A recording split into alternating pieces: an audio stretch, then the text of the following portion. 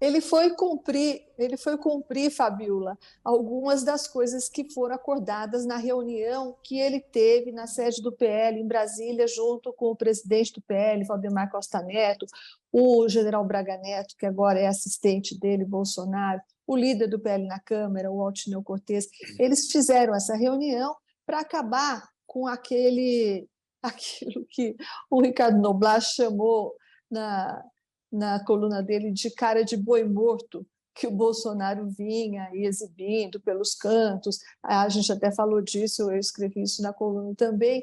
O Bolsonaro estava num tom muito conformado, conformista, resignado, desanimado, que estava irritando aliados. Então, essa reunião foi sobretudo para dar uma sacudida no Bolsonaro e tentar dizer para ele: olha, não vamos com essa conversa de jogar toalha, não, cabeça erguida, vamos lá. E essa presença, essa ida dele no Senado teve justamente essa intenção, de mostrar que ele não está morto, que o julgamento não é coisa dada, embora saibamos que isso não é verdade, né, Fabiola? Pelo menos a parte do julgamento. O julgamento está mais do que decidido, as posições da maior parte dos ministros são conhecidas e ninguém aposta numa absolvição do Bolsonaro. Mas, voltando a essa reunião, Fabiola, então, uma das coisas que esse grupo tirou nessa reunião foi essa: o Bolsonaro não vai fazer mais o discurso do boi que vai para o matadouro de cabeça baixa. Ele vai dizer, por exemplo, isso que ele disse, que isso é uma injustiça, que não houve lá a observação do devido processo legal, que os advogados dele dizem que, por exemplo, não poderia haver a inclusão de uma prova que não fosse objeto da ação, como o caso da minuta do golpe. Então, esses dois argumentos servem, sobretudo, para, mostrar que o Bolsonaro não está resignado, o que não é verdade, porque ele está. 2, mobilizar a rede bolsonarista na internet, porque a gente está notando, né, Fabiola, que não existe grande barulho, as coisas estão muito calmas lá, calmas demais, talvez, para o PL, nas redes sociais. Não existe uma grande mobilização, uma ruidosa mobilização em torno desse julgamento e em favor do ex-presidente. Então, esses argumentos aí jurídicos servirão, segundo foi acordado na reunião, para abastecer esse povo das redes sociais, para que os bolsonaristas tenham algum discurso para fazer nas redes sociais. E, em terceiro lugar, também para fazer a bancada bolsonarista na Câmara, principalmente, ocupar a tribuna e defender de alguma forma o ex-presidente com esses argumentos jurídicos aí de que não teria havido a observância do devido processo legal. Depois da reunião, por exemplo, o líder do PL na Câmara, o Altineu Cortes, foi dali diretamente para o Congresso para organizar essa fala dos deputados e para dar missões para cada um, né, para distribuir as missões. Então, essa foi uma das conclusões e essa foi uma reunião que teve esse objetivo, dar uma sacudida no Bolsonaro, e agora essa ida dele ao Senado é uma continuação das conclusões dessa reunião, Fabiola.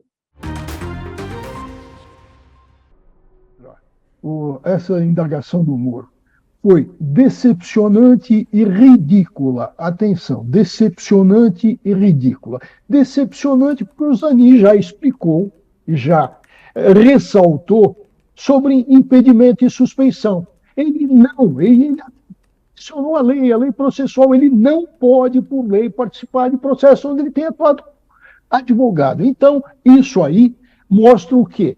Uma decepção. Será que ele não escutou antes? Será que ele não sabe a lei? Como perguntar dessa forma tão ridícula? E outro ponto decepcionante e ridículo, quando se pergunta se pode ser usado prova ilícita, vamos pensar, pendurar alguém num pau de arara e pegar a confissão, isso é prova ilícita, se pode ser usada prova ilícita, sancionar para punir alguém. Tenha dó. Professor Mayrovitch ficou bravo com as perguntas, achou fraca a colocação, então, de Sérgio Moro, é isso, professor? Decepcionante e ridícula. Ele fez algumas provocações, claro, né? E não dá para a gente não se remeter àqueles momentos da Lava Jato em que os dois presenciaram muitos embates, no momento, muitas vezes, de audiência, né, e de interrogatório do Lula, por exemplo, que o Zanin estava presente. Então, e também não dá para a gente esquecer que Moro, ele mesmo, almejou estar nesse lugar do Zanin, ali quando Bolsonaro estava em campanha ainda para presidente da República, já tinha essa expectativa de que Moro seria ministro do Supremo Tribunal Federal, mas o mundo deu uma volta e as coisas saíram um pouco do controle. Moro acabou saindo do governo Bolsonaro e agora, ironicamente, está nesse mesmo embate com Zanin por conta da vaga no Supremo Tribunal Federal. O que a gente pode ver até agora das respostas do Zanin é que, como eu estava dizendo anteriormente, existe sim um media training, existe um treinamento, existem empresas contratadas para azeitar um pouco como que vai ser a mensagem que o sabatinado vai passar. E claramente o Zanin está tentando passar uma mensagem de que será um magistrado mais comedido. Ele falou em vários momentos sobre a questão do impedimento e da suspeição que ele pode estar inserido por conta de processos da Lava Jato, processos que ele já atuou anteriormente. Diante de temas mais espinhosos, ele falou que é atribuição do Congresso Nacional criar leis e não do Judiciário. Então, portanto, seria uma atuação mais contida. É bom a gente lembrar que, sim, advogados são indicados para o Supremo Tribunal Federal, mas no momento que ele se senta na cadeira do STF, ele precisa virar uma chave. Ele não pode mais ser advogado de uma causa e ele precisa ouvir os dois lados ou quantos lados estejam envolvidos numa disputa judicial, impede igualdade. E foi justamente isso que Zanin falou, que ele foi advogado até aqui e que no momento que ele se sentar na cadeira do Supremo Tribunal Federal, ele vai passar a ser um magistrado, portanto, a postura dele seria diferente do que a postura dele na advocacia até aqui. É assim que ele tem tentado se safar dessas acusações, né, de que ele tem uma proximidade muito grande do presidente Luiz Inácio Lula da Silva, foi advogado pessoal e, portanto, não poderia atuar de forma independente como magistrado.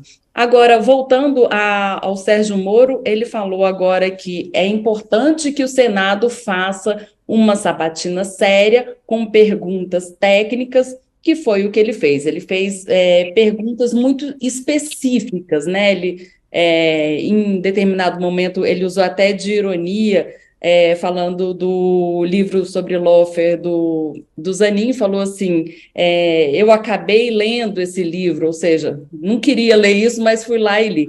E trouxe questões com base no que Zanin já falou no passado.